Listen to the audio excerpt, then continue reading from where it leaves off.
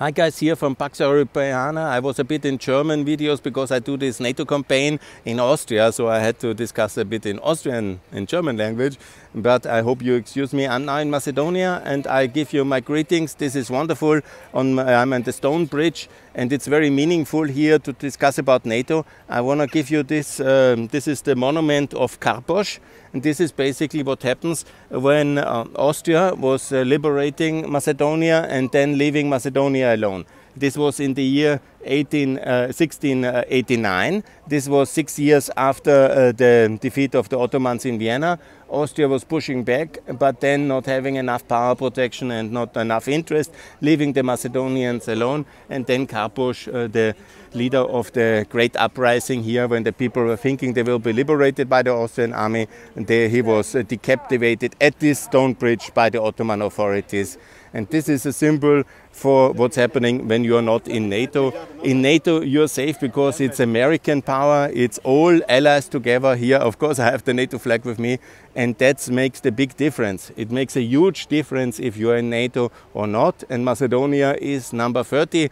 It was a big struggle for Macedonia for ever its existence since 91 and before. And you know, the Macedonian question, 200 years of crisis in the Balkans for this land and these people.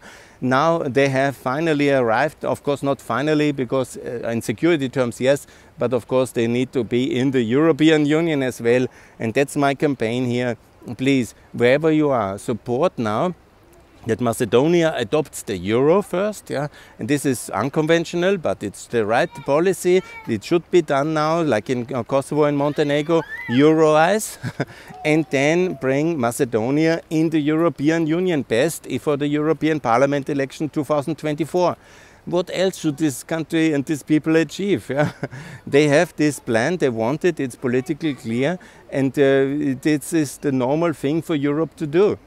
And we don't need another 20 years of negotiations. They have discussed already since 2005. When I started in the Balkans, in Kosovo, I remember, it's always kind of funny. And now it's soon 20 years. You cannot believe it's 2020. You know, I was there to celebrate the EU candidate status of Macedonia in December 2005. And now I'm here it's September. End of September 2022, and still the situation is that they have not been able to join, and now they have started, and that's of course a historic breakthrough. The situation is for opening of negotiations, but they have already almost 20 years of preparations. So Macedonia, it's one by one ready. Get the euro and get this country into the European Union as the next country. And that's the ratification process, the adaptation process, it is all ready. Get it done. And then Albania as well and Montenegro as well, the three NATO allies. That's the logic of what I'm saying here. And I say it's not a problem at all. It can be very easily done, and this is what we should do, and it's the only serious way to do it. So I call for North Macedonia to adopt the euro and to be in 2024 in the European Union. And don't get me started that this is impossible. It's very much possible. Kosovo and Montenegro have the euro, and you can be very fast in Brussels if you want it. And it's time to get these three countries in, and that's the answer to the Russian war, and that's the answer to the aggression of Russia. Faster unity, that's the logic. And Macedonia is ready, they have deserved it, they are prepared, and the rest we can do inside the European Union, it's really no problem. So guys, let's get Macedonia in the European Union 2024, and let's be fast and let's be united.